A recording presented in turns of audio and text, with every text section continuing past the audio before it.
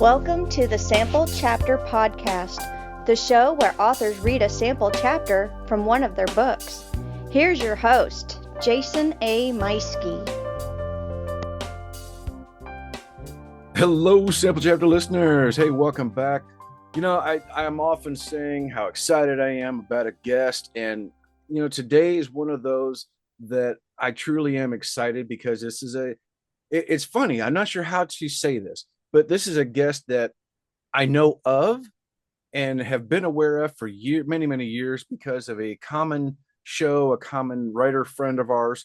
But this is the first time I've gotten to speak with him, and I am really itching to introduce you to this guy because this is a name I think you're gonna come to know over the years, and somebody that I cannot wait to introduce. I am speaking today with Peter Germany. He is a horror and sci-fi author out of Gravesend, United Kingdom. And you know what? Let's just get right into it. Ladies and gentlemen, help me welcome to the show, Peter Germany. Hi, Hey, Jason. Peter. Thank you for having me. My pleasure, man. I am so thrilled about this. And Yeah, I'm excited to be here. and like I said, I mean, this is really unique that we're kind of aware of each other for years. And when I stumbled across your email reaching out to me, then it was just like, oh yeah, of course, why not? Yeah, I got to get Peter on here. This would be great.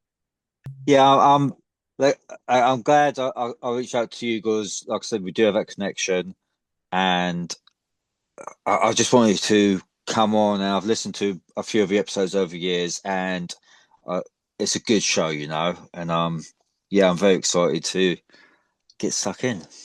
Well, thank you very much. You must have gotten my check I sent in the mail already, so that's Yeah, very nice of you to say. Yeah, it cashed this morning, so we're all good. Fantastic. Oh my gosh. All right. Well, let's let's kind of back up a little bit. Let's go back kind of towards the beginning. Like I'm saying here, we're going to introduce you to the people who are unaware of you. Where did you begin? Like, where did that first itch of I got to tell some stories begin for you? It began around 2001, would you believe? A Hmm. buddy of mine, Owen, he said, "Hey, I want to write a book. Would you write it with me?" And we spent 15 years faffing about this book. It'll never see the light of day. It's a good story, but it just our first novel, and Mhm. both of us pulled in different directions a little bit and so forth. But it just kind of got the spark going, and I played around with writing for quite a while. In particular, mainly for my solo stuff, from about 2010 to about 2016. And in about 2016, I thought, I've just got to get serious about it. I can't keep just faffing about with this. Mhm. And about this year, I had my first story published, and it just kind of grew from there a little bit. Um, I had plans to publish my first solo book in 2020, but uh, a few things here and there just cropped up, and yeah, it didn't happen. Then lockdown happened, and this and that. But I got maybe what 6, 7 short stories published in anthologies and so forth.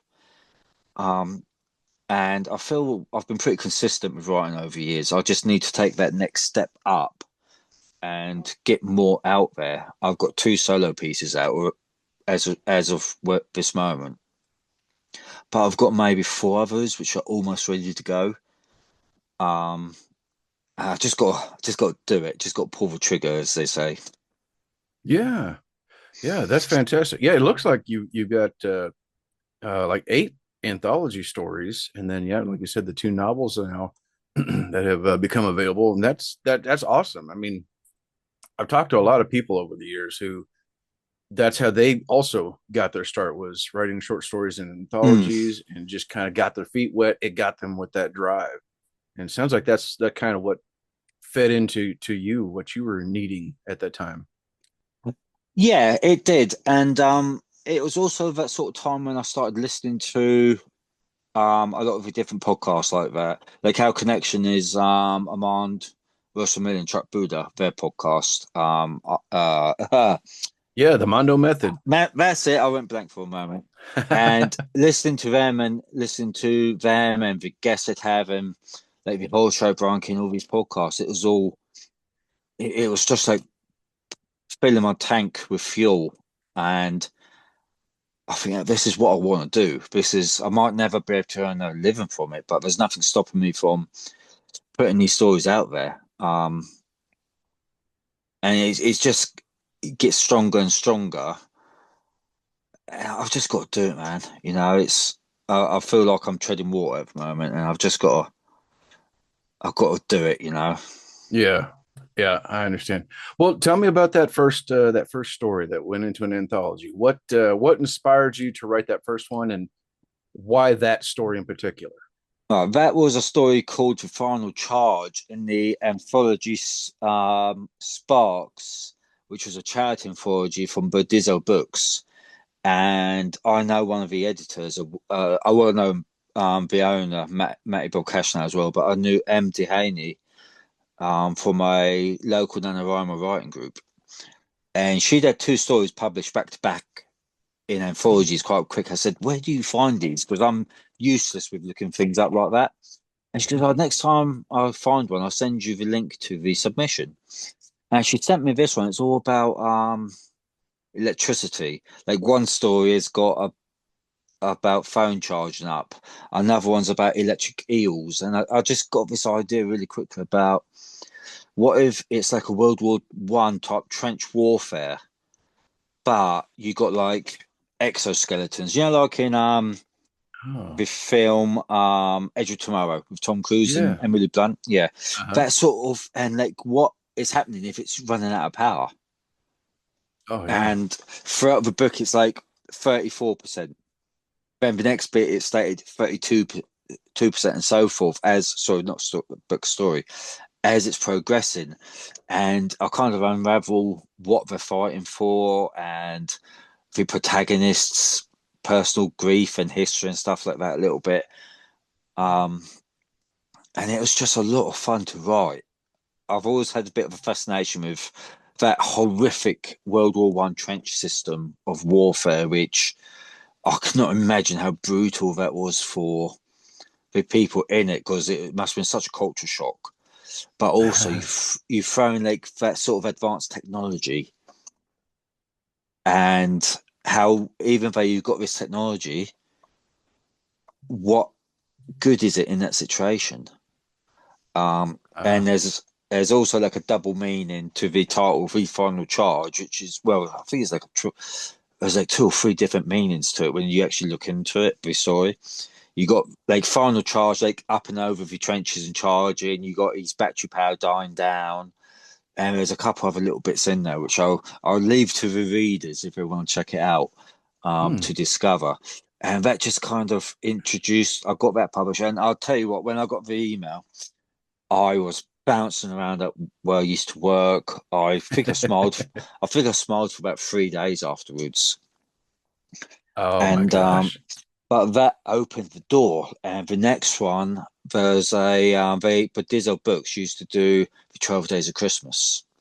And I think they'd done two or three, and someone pulled out of his second one last minute. So I said, "Oh, I've got a story. I can do one." And for that one went in.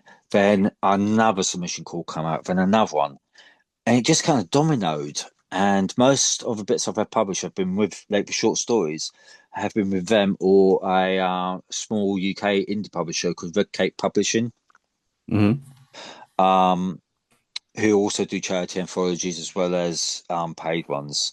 And again, there's something I need to get back to doing more, finding the submission calls, because it gives you where you don't think about these stories until you get that prompt.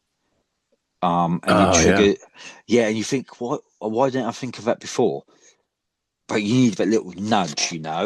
And it's the stories which don't leave you alone that Hmm. always come to the surface, isn't it? It's like Yeah. yeah, one of them was a COVID charity novel anthology which went to first line workers in the country. And I just had this thought of this guy who got internet famous because he's in this one building which locked down because it was all sorts about lockdown, and he was famous for talking about his. I'm trying to say this as polite and direct as possible, but how often he masturbated a day, Oh and my gosh. yeah, and he got like YouTube famous for talking about it, and but his world quickly descends. As they're in lockdown, as this building, just this building on the whole planet is locked down. Um, and it's like an earworm. It just keeps digging deeper and deeper. And that went from quite funny to quite dark, that story. And I can understand what you're saying too, because like I never thought about short stories. I always just kind of shrugged it off. I was like, well, I mean, more power to those who want to write it. I don't see Mm. myself doing it. My stories kind of they tend to get out of hand and they get bigger, and I like to write big and then go back in and edit and tighten it down. But I never thought I would do that until my local writing group decided Mm. they were going to do one. And they kept talking about it and asking me, and I said, "No, it's all right." I think I turned them down like 2 or 3 times, and then finally, the uh, the lady that runs it came to me one more time, and she goes like, this would be a great opportunity, and this is the theme that we're writing to.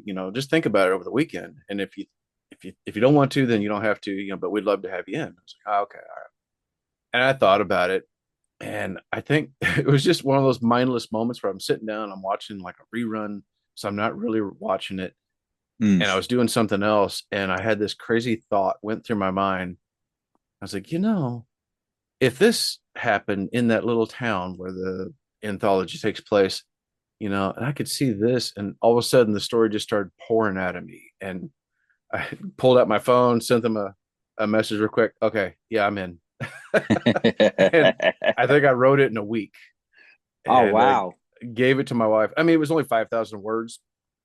So it was Yes. just like real quick. I was able to just punch it out. I think my first draft of it was somewhere around 65 to 7,000 words.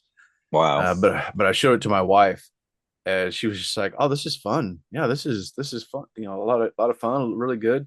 She goes, "How are you going to get Yeah. this down to 5,000?" I was like, "I have no idea, but it'll be interesting over the next." I had like 6 weeks to get it down to that to submit it in, and I think the deadline helped me out too, because I hold myself to a loose deadline with my books, and I just kind of browbeat myself a little bit and look in the mirror and like, doggone it, I wanted to have that book done by now. And sometimes it works out where I can hurry up and get it done. And other times I'm like, but if it's not ready, it's not ready. Uh, but then I try to be honest with myself, like, yeah, but am I actually working on it, or am I snacking, or watching something else, Yeah. whatever. But that's cool though. I mean, it sounds like once you got started with it, then it just kind of, like you said, the domino just kept going, and the stories just kept coming out of you. Yeah, that is. Sometimes I kind of find that's how I go, especially with short stories. I can normally tell within about 1,000 words, 1,500 words, whether it's a story which is going to have legs. As Mm-hmm. in, I finish it because I've got like I'm sure you understand this. How many little stories have you got where there's maybe 1,000, 2,000 words, Yeah. and you've never touched it again? Yeah. Um, and but some sort, like with the final charge, I wrote that in a couple of days. It's only like 3, 4,000 words, but it just came to me in the blink of an eye. But on the flip side, that story I said about in the COVID anthology, Coronation Street is the name of the Mm-hmm. anthology, that I wrote and I weren't happy with it. I hated the ending. And like 6 months later, I had a bit of a major change in my life, and I was a bit down at the time. And and the ending come to me, in the middle of the night, as cliched as it sounds, in the middle of the night, I scurried to find my phone, which had fallen under my bed. And as I was searching for it, a cat attacked me. But then once I finished writing that story at 6 o'clock in the morning, um, and that's 9 times out of 10, I can just knock a story out like that. But Mm-hmm. other times, I won't be happy with it. Think, oh yeah, I'm not going to submit that. But then all of a sudden, the ending just thumps you in the head. Oh yeah. Yeah, That I do know what you mean about the setting your own deadlines and that though. I suck at Me too. Me too. But that. I'm Yeah. fascinated. So you don't really know when you start it, you don't know how it's going to end. Sometimes I do. Sometimes I don't. Um, Oh. Penal Earth, which is the most recent book I had out, which it's a while ago now, but it's out. I know, it's going to be like a 3 book series. Hmm. I know how it's going to end to a degree. Um, the problem is, as I wrote book 2, more ideas come to mind, and the notes I've got for book 3 have doubled in size while I was working on book 2. Oh yeah. Um, so that may actually end differently to how I originally envisioned it. But I've got another story that I'm working on, which it's going to take years to write because it's quite a complicated set of story books. It's going to be. I thought, oh, it'd be a trilogy. I think it's now going to be like 7 books. The way I'm thinking about it, I know Hmm. exactly how it's going to end. Oh, Um, nice. yeah, no matter what happens, this is how it's going to end. I've even got the ending, like epilogue bit written. Um, and it's very strange knowing that's going to end that way. Because when I've written other things, like I said about Penal Earth, I thought, oh yeah, it's going to end like this. But now I'm not so sure. Um, I'm going to end. So I think it's going to be a point where this, like Penal Earth, the main storylines wrapped up that I've been working on in book 1 and 2. Um, but I'm gonna be mean and leave a few little of the subplots unresolved because it is a universe where I've got other ideas for stories in it, which won't involve that main group of characters. Um, so we'll have to see with that one. It, Okay. I, I can be very wishy-washy at times with endings and stuff like that. Sometimes I sometimes I know I'm dead certain. Other times I second guess myself a bit. So But I think I find that is helpful because you're open to what the characters are telling us, mm, what where the story's going to go. Because sometimes for me, I usually know how it's going to end, or I have an idea of like this is what I think, this is how I think I want it to end. But getting there is yep, what throws me off a lot of times. But yep, sometimes it comes together really good, and I have to tweak the ending to match up the rest of the story because it's like, yeah, the ending I had in mind doesn't quite work, but I can kind of go that direction, and I'm getting to what makes sense for the rest of the story. It's like, yeah, yep, this is how it should end. This works. yeah. That's part of the fun of it, isn't it? Unless you're a writer who maps out each individual sentence almost, Mm. I quite enjoy discovering as I'm going. It's nice having that vague destination inside. Like, okay, well, I want to go to Scotland. I haven't decided how I'm getting there yet.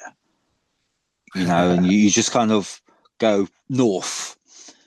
And for me, as a writer, I find that a lot of fun because it does Yeah, leave you open for so many course directions and perhaps oh stuff that yeah, you never thought you'd write in the first place. exactly. Yeah, exactly right, exactly right. Well, so let's get into your series that you've got, Penal Earth. Yeah, This is book one that came out, and yeah, tell us about this. And this is exciting too because after all these anthology stories, you came out with one story, and then now a series you're working on. Tell us about yeah. Penal Earth. Penal Earth is the book, or it's a story about a planet which is one giant penal colony, and mankind's buggered up the planet, so they've all abandoned Earth and decided to turn it into a prisoner camp. So Hmm. everybody gets neutered because God forbid we repopulate the planet, and they just lob all the most horrible criminals down on the planet. So this first book, you've got a deserter and a traitor. You've got a gangland enforcer who has used up all his lives. You've got a man who executed the murderer of his fiancée, and an accountant. Hmm. And Okay. they're dumped onto this planet. And the main character is a guy called Duncan. He's the guy who killed his fiance's murderer, and he killed him on the steps of the court as he strutted out with his trillionaire father by his side. And when he lands on the planet, he lands in one of his zones where it could be irradiated. It could be us where biological warfare was dumped. I never really explain it, but that whole sequence hasn't changed from when I first wrote it, maybe 10 years ago. And him and the other three people in there, because they're sent down in groups of four, have to figure out what this new world is, why people are so scared of it. Is you don't want to get sent to Earth, but also no one knows what's going on Earth because there's no there's no wardens, there's no guards, there's no monitoring. There's a few things like if you build buildings over 100 feet, orbital cannons will annihilate that building. They literally just cut everything off which is over 100 feet. Hmm. And there's a city called Tilga, which suffered from orbital bombardment because of that. And this whole story, I keep forgetting this bit because it's quite a big bit, but the whole story takes place where the Mediterranean Sea used to be, because someone had the bright idea to put a dam across the Strait of Gibraltar. Oh. Uh, yeah, mainly because half of Europe got nuked, Ooh. and it, it's kind of like a Garden of Eden a little bit in that it's not the hellscape which people are led to believe about Earth, but you still have cannibals, you still have rapists, you still have murderers, you Hmm. still have warlords. Um, and it's just think about the worst of humanity is dumped on this planet, but the worst of all humanity can actually be quite nice. You know, you think Yeah. about how charming some like Ted Bundy. He was meant to be very charming, wasn't he? Yeah. Yeah, and some how charismatic was Adolf Hitler. You know, it's as much as we hate to admit that, some of the most horrific people who've ever lived have also been some of the most charming people or inspirational people.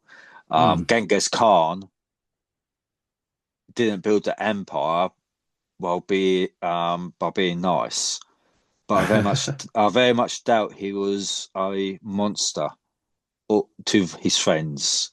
You know, This is true. yeah. So it's one of those things where it's a weird balance between the two.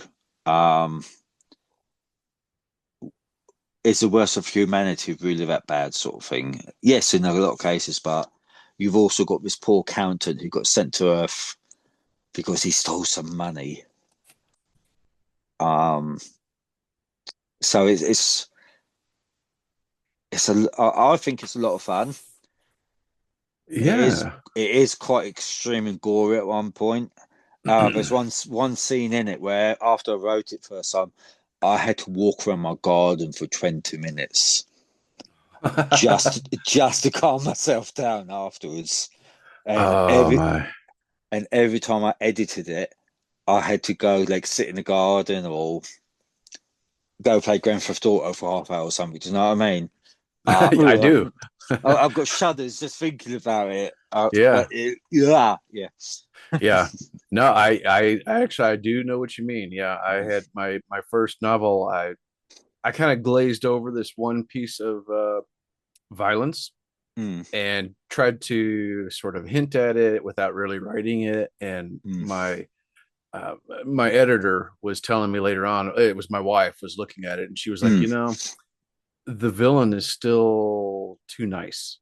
Like mm, it doesn't come across that, this happened. I think you're gonna have to go there with this scene.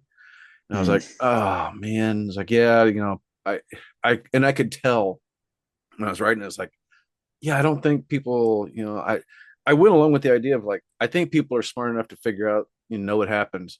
mm. But what I understood from what my wife was telling me was that, yeah, but I'm not getting the emotional impact of the Yep. scene to come across. And so I had to sit there and, yep, poured myself a couple drinks, and I was like, all right, let's do this. And oh, it was ugly, and I hated having to do it.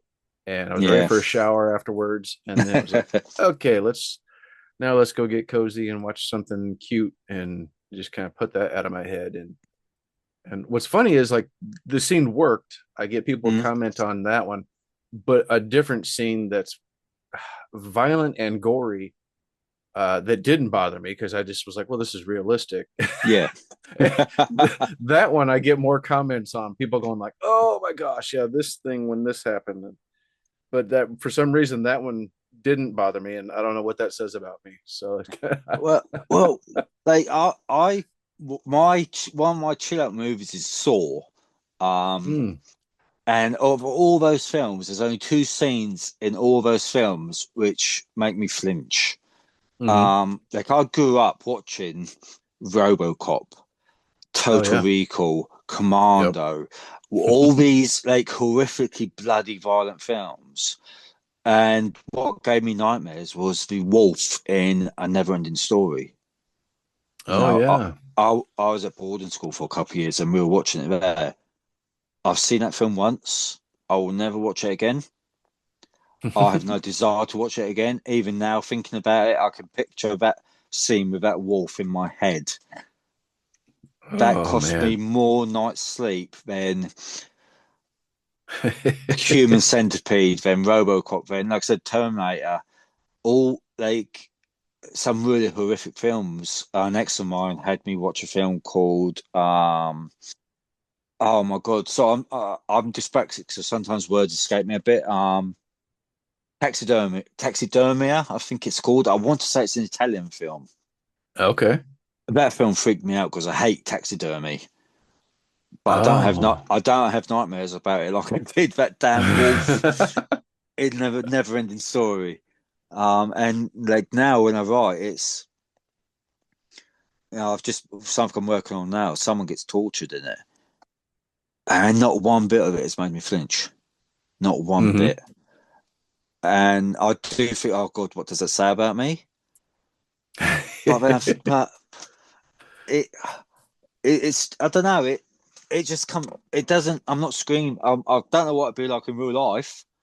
I've led a very sheltered life and never had any horrific thing like that happen to me really. But I can write about it all day long because I know it's not real. I know it's for me words on the page. Um, and I think of all like unfortunately my brain doesn't make me a prolific reader. I love a good audiobook, but I'm not very good at sitting down and reading anymore. I think the only book where I had to stop listening to it was The Silence by Tim Lebbon. There's three scenes in that book where I just stopped listening to it on the day I was listening to it, then resumed the next day, sort of thing. hmm But and it's not that those scenes were like horrifically graphic, but the impact those scenes have struck home. So I'm more unsettled by almost less when it comes to things like this. The film The Witch and The Ritual, those two films rattled me, and there's not a lot going either, if any. But give me Saw any day of the week. Final Destination, yeah, bring it on. Yeah. Yeah, exactly. Yeah, I've got some too that, I mean, they scarred me as a kid and forever. Like I still have a thing, like Night of the Living Dead. still Mm. like just terrifies me. There's another one from my childhood, and I'm forgetting now. Oh, Naked Prey, and it's a actually it's a turn of the century English soldiers in Africa It are rings a overtaken. bell. Yeah.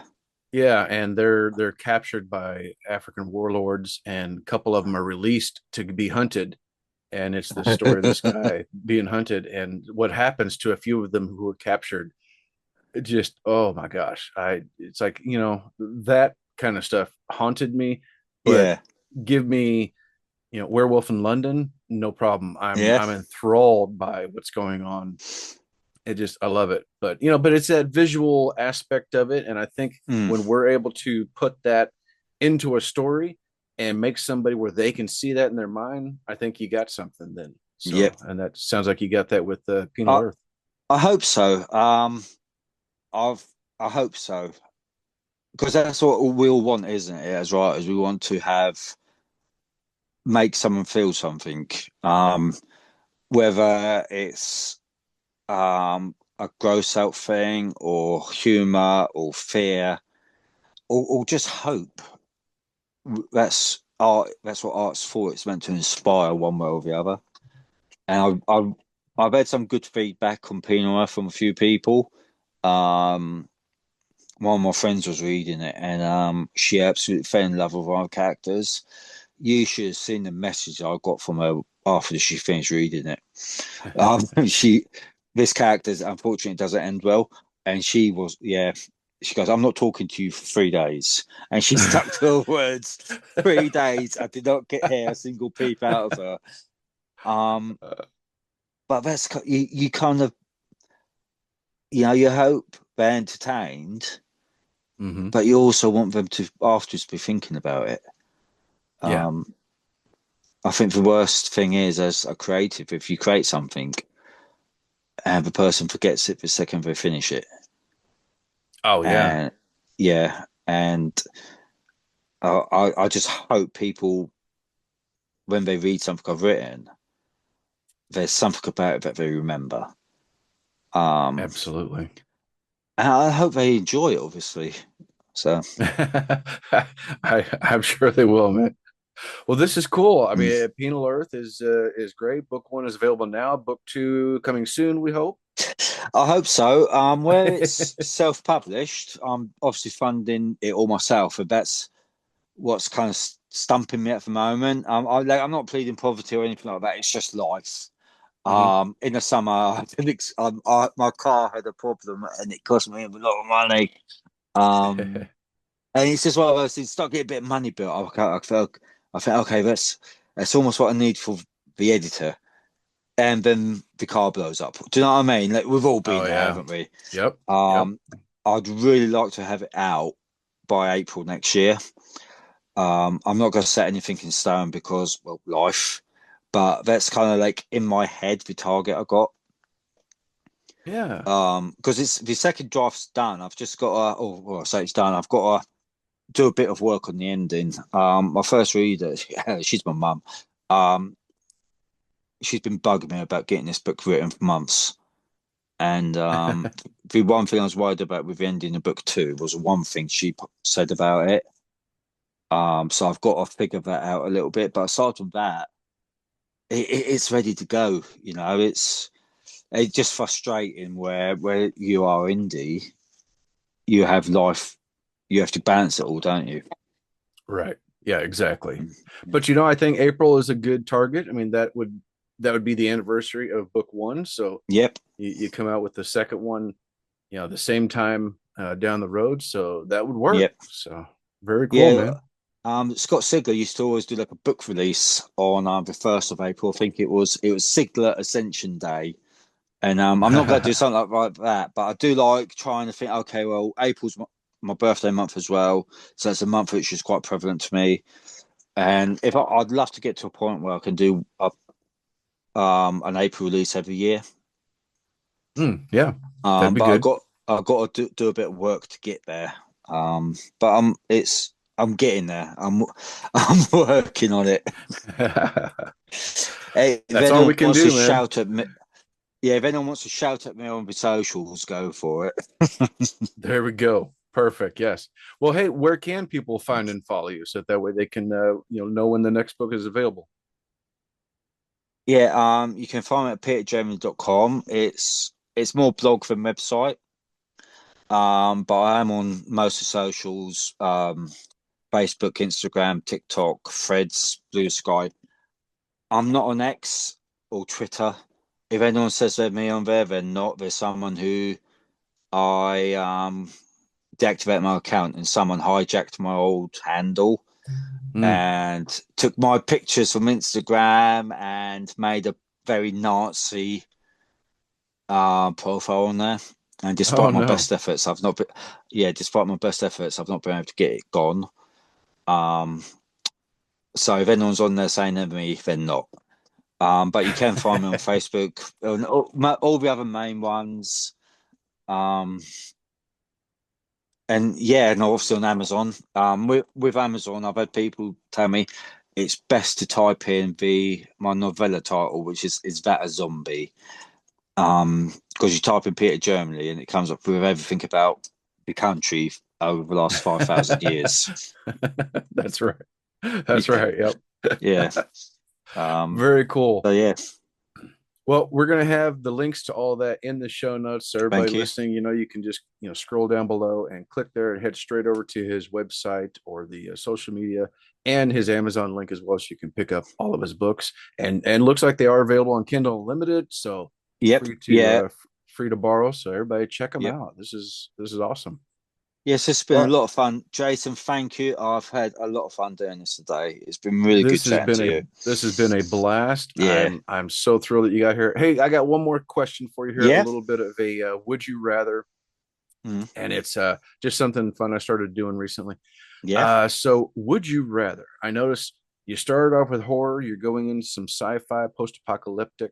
So would you Mm. rather continue grinding away in this or in those themes, or would you rather somebody say, "Hey, I've got a guaranteed bestseller book deal for you, six figures, if you write this romance for me"? No, I'm happy writing what I'm writing. My origins is actually science fiction. Um, so that's why most of my stuff will have like a science fiction horror edge to it. But no, if you've read the story I'm writing at the moment, the one I mentioned about with the torture scene in it, that's got a fair bit of romance in it. It's torture, man. That's worse than that writing about the guy getting a blowtorch put against his foot. It is. Oh my God, I respect every form of writing. Yeah, Romance writers, I respect it, but I can't. No, no, I it agree. would I be the agree. worst romance on the planet. No, I agree. I remember Armand uh, talking about he was writing some romance and making some money, and I thought for a minute, oh, maybe I should do that. My wife was the one who called me out. She goes, "You've never written romance. What makes you think you can do that?" And I was like, "No, yeah, you're right. You're right. I'm not gonna do yeah, that." uh, Armand's written everything. I don't. I'm sure if you went through his back catalogue, which Oh bear my in mind how gosh. prolific he is, it could take some time. Yes. Because Oh gosh, it's amazing. I'm sure. I remember him saying he wrote a bit of romance when he was ghostwriting Hmm. back in his real early days of trying to be a full-time writer. I'm Yeah. sure he said something about that. Yep. And if I could do it, I would. I'd find a way to make it work, but I just can't write romance. Nah. I just no. No, no, I don't, and I'm like you. I don't mind adding, some romantic side notes here and Yeah. there. And oh yeah, this character and this character, they got a little meet cute. Some things are going on in the Yep. midst of world-ending stuff, Oh yeah. or Yeah. some action or whatever. Make Yeah. something cute. Yeah. But it's yeah, for me, it's more like I don't know. It's more like scenes from Indiana Jones kind of romance instead of Exactly. Yep. yeah, Yeah. something like that. It's like the romance in Total Recall. It's there, but and I think that sort of thing, and you got the romance in the Terminator, and this and that, There you and go. I think that's what a big amount of like our sort of generation that's how we do it, because that's what we grew up watching. Yeah. You know, we weren't hit over the head with romance, but that's kind of what we saw growing up. That's what because we're inspired, we're influenced by what we've experienced, like from other storytellers. So Yeah. we'll kind of replicate it with our own little touches, you know. And if it works, it works, you know. That's I just spot know on, man. I just know I could not write a romance. First, it'll be about 2 sentences long. And second, the ending probably wouldn't go down well. Yeah, exactly. Yeah. I loved her, and she said no. The end. Yeah. Like, oh, wait, that's not romance. No, we fell in love, but she got hit by a car the next day. Oh my gosh. Back to horror. Yeah. There you go. That's where the fun is. There you go. Peter, thank you so much. This has been Thank a you, blast, Jason. Man. Thank you. And yeah, everybody, don't forget to tune in next week. Hit that subscribe button so you don't miss out when Peter comes back and reads a sample from Penal Earth Book 1. Until then, take care, everyone.